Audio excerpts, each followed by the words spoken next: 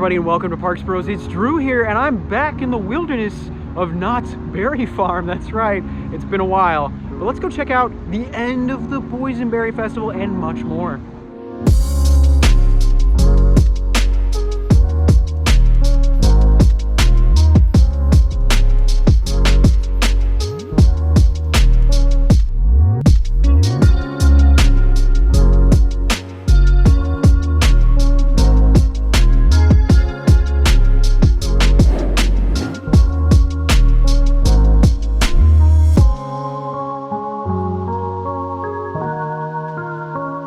We actually started today walking by Soak City and of course the Independence Hall, but we've made our way across the street to the lovely berry farm itself. Let's try some wonderful boysenberry treats. It's kind of insane to think I have not been here for the festival at all, especially since it ends this weekend. So just purchased an official lanyard. This was $45 with my pass holder discount. I can only use it for the next 3 days, so I've got to share it. Who I'm going to share it with though? You'll see in just a second. Before I introduce that mystery guest though, we're gonna walk past GhostRider. That's right. They've opened up the back area like they do for Scary Farm a lot of the time every year, but it's different now. It's something called Boysenberry Lane. Look at this. They've got some beautiful topiary work and so much seating. Oh, and tons of little details everywhere. This is cool. Well, I can definitely tell you we're all part of the Loyal Order of the Catawampus, especially my buddy, Chinks Everywhere, who's joining me tonight. What's up? You ready to eat some tasty boysenberry treats? Tasty boysenberry treats, of course. It's gonna be a good time. And I've never been in this section of the park besides not Scary Farm. Yeah, so same here. It's kind of cool. It'll be interesting. I love how they've done up everything though, especially this big old topiary. It's looking great. That's the name of it. I was like, It's a topiary. Yeah. Topiary. Are we in Epcot? I'm kidding. Oh, flowers and gardens. Oh my! It is so cool to be back here and see how much all of the seating and all the even facade work changes everything. They've even got some little shops everywhere.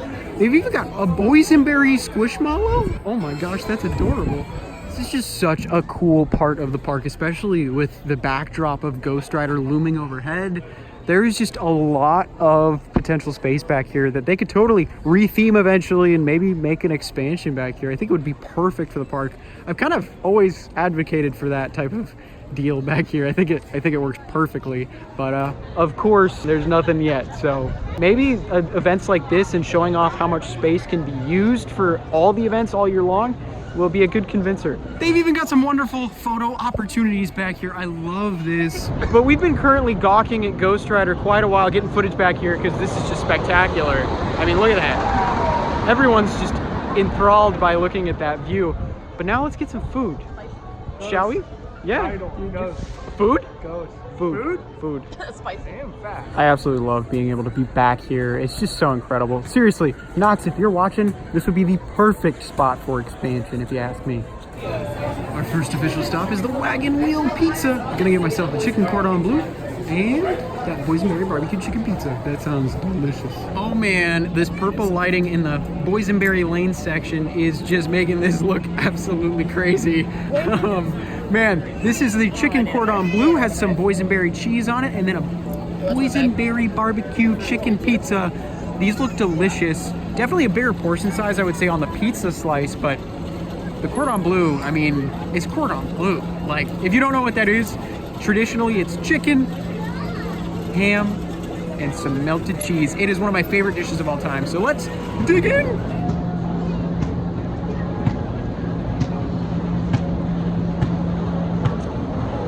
Wow, that is probably the best boysenberry dish I've ever had. Same here.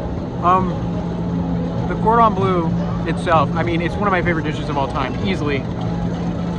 All those flavors with that little hint of that sweet boysenberry type of cheese, that is phenomenal. I might have to get another one of those, actually. That is that good. Ooh, 5 out of 5 boysenberries. Chicken and cheese sauce. Give it a little taste. I can definitely recommend that boysenberry barbecue pizza. So good. 4 out of 5, I would say, for boysenberry on that rating, but still some of the best barbecue chicken pizza I've ever had. Seriously. Although I wish there was a little bit more of that pronounced boysenberry. That's my only complaint with it. Carter just I just discovered there was ham in the cordon bleu. He had no idea that a cordon bleu had ham in the middle of it. It just tasted like a chicken nugget. No, it's when you put the ham in there, just that little bit of sweetness in there. Yes, sir. All right, good. Yeah, we might have to get more of those. Well, the nighttime lighting in Boysenberry Lane has befallen us. It's really pretty back here. Really, I think this is the perfect event space. It's a little quieter, a little calmer, but the perfect place for some games over there, some booths, and of course some more food. Also the views of GhostRider. I mean, as a coaster addict myself, this is just glorious, especially seeing those orange lights turn on. As we make our way into the more traditional parts of the park, into Ghost Town specifically, they've got some beautiful purple lighting to go along with the theme. I always love walking through Ghost Town every time of year, just because they do it up so well. Like, they've got so many decorations all around, and the feeling changes every season. Ooh, walking into the craft beer tasting area. This is really cool, just like Media Day, except everything is craft beer and wine related. Ooh, we're walking by the new pizza joint near the back of the park now. You can see plenty of metal being put in for awning work. That's looking brilliant. Let's get a better look on the other side. The amount of change since I was last here is pretty insane. I mean, it is incredibly remarkable how much they've been able to do in just about a month's time. This should be open probably sometime in summer would be my guess currently. But the fact that they brought this building out so far, I mean, we're talking about 15 extra feet. That's just, that's really, really cool. And I cannot wait to see it open and try some delicious pizza. If it's anything like that barbecue chicken pizza we had earlier, I'm incredibly excited. Prop Shop Pizzeria, it's gonna be here. I think that's just so cool to see. And I mean, you can actually see some of the framework and what it's gonna look like eventually. On the left here, you can see where that billboard is gonna be. That's gonna be a really cool kind of forced perspective moment. And then of course, the main gateway is gonna be right here in the center. That's gonna be fantastic. And I'm sure there will be some seats under that awning work right there too. That is just going to be awesome. It is going to be a must-stop restaurant when we start coming to the park. When summer nights is around, I'm sure. At least that's the hope. That's my guess. This has not been announced or anything, but my guess is it'll be open in summer. Also, if you're curious, they have broken ground on E.N. Amel's Porcelain Warehouse. Most likely going to be a restroom, because it does seem like they're taking out the restroom that used to exist over by the restaurant. Maybe there will be two restrooms back here. That might be interesting. Maybe they'll have it in the back of the restaurant. Of course, that's all speculation, but this is so cool. I love when parks take the extra time to add in new restrooms or new restaurants that are completely of their own theme. Like, it's just really gonna tie all of Memory Lane and this new Roaring 20s area together. It's gonna be brilliant. I can't wait. I can't wait to see more of this area brought back and revitalized in that theme. Because you cannot lie, this all looks fantastic when they repainted everything and spiffed it all up to make it look like it's 100 years old. This apparently is not new, but I have not been to the park in over a month. I'll talk about that in just a second. But Cordy's Corner, undergoing some renovations. That'll be awesome too. I love it. Like I said, it's this type of improvement that makes me incredibly excited for the future. Hang Time and Supreme Scream rocking their purples tonight. Looks fantastic. By the way, Accelerator in the back, you can barely kind of see it right there because there's not any lighting really. It's sadly undergoing some refurbishment. It's been closed for I think the past month or so.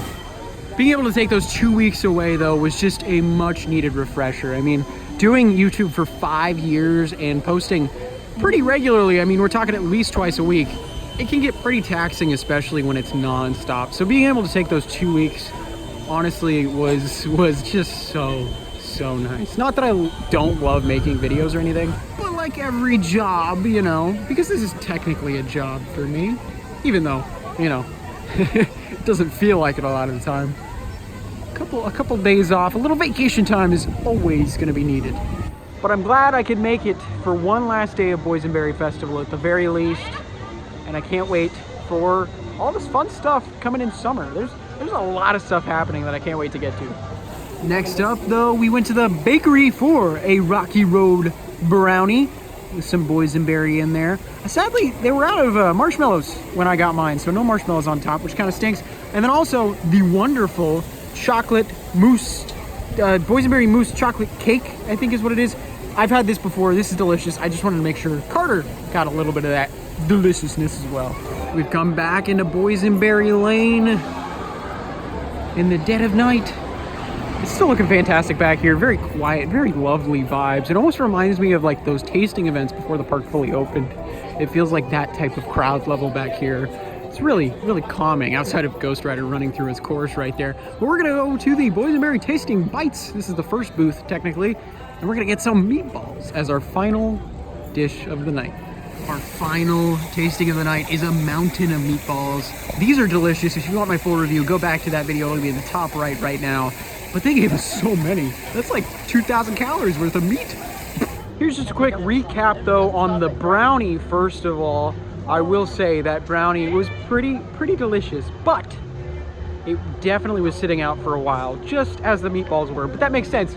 We were literally the last people in the park day to get meatballs over in Boysenberry Lane. So that is kind of a bummer about getting your food a little later. It will have been sitting out for a tiny bit, but they were both still very good. I would say the brownie was a 3 out of 5. The meatballs probably a 4 out of 5 this time. And of course, as we're walking underneath Silver Bullet, we're gonna head towards Montezooma's Revenge to see if there's any progress on that whole refurbishment that's taking over a year. But if you haven't yet, I've got reviews all about Silver Bullet and, of course, Montezooma's Revenge, which we're gonna head to now. But can I just mention, as you're seeing all these umbrellas go by and block our view of Silver Bullet, as you can barely see it peeking through, there is tons of seating for the Boysenberry Festival. So I think that's amazing. I'm glad they brought back all of the seating, especially in this area. This is one of the best places to sit down and chew on some food. Well, we've made it back to Montezooma's Revenge, although it has not been open for quite a while. It's kind of crazy to see the train just chilling right here next to the back mode, or the back spike, of course. This is, especially since it's a little bit up there, that's kind of funny. I wouldn't expect to see the train over here, but here it is. But they are teasing already. It says, please pardon our dust. Montezuma's Revenge is closed. Please visit one of our other many attractions in Fiesta Village, reopening summer 2023. But I do remember there being a sign, at least I saw it posted on the internet, talking about a dig site. So that's exciting. Literally, exciting. You get it? But you can see a lot of the lights have been turned off, no lights anymore. And that train sitting all the way back here. I just realized this. The brakes are only touching the first 2.5 cars. That's kind of comical. I'm kind of surprised the train's even still here, if anything. Well, since we're a little too full for some of the coasters right now, our final ride and only ride of the night is going to be on the Calico Railway Steam Train to finish up our night. Choo-choo, choo-choo. This is my first time in the open car. Usually it's packed. Well, last train of the night, there's nobody here. And we're so far away. It's so quiet. Oh yeah, they are. You know, I'm excited to move along. Oh my goodness. You can see tons of paintwork. It's a great view of the future bathrooms.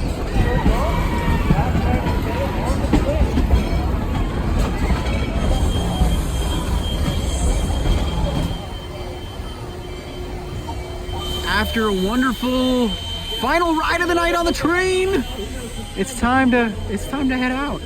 Well, I gotta say that was absolutely worth the trip out. It's been a long time, and I'm glad I made it, at least for one full day. Well, not so full day, but hey, maybe if you're talking about my stomach, it's definitely a full day at Knott's Berry Farm. It's always a brilliant time coming here. I mean, if you didn't find me from this park, it's probably from Six Flags, but this place, honestly, it's like a home away from home, so I'm glad I was able to make it out. I hope you guys enjoyed, though. I really appreciate you all watching. And of course, if you haven't yet, make sure to subscribe if you like, and go check out some of our other videos if you haven't yet. We've got more reviews coming from here and of course from other parks very, very soon. So those are a heck of a lot of fun if you want to check those out. But until then, thank you all so much for watching, and we'll see you on the next ride.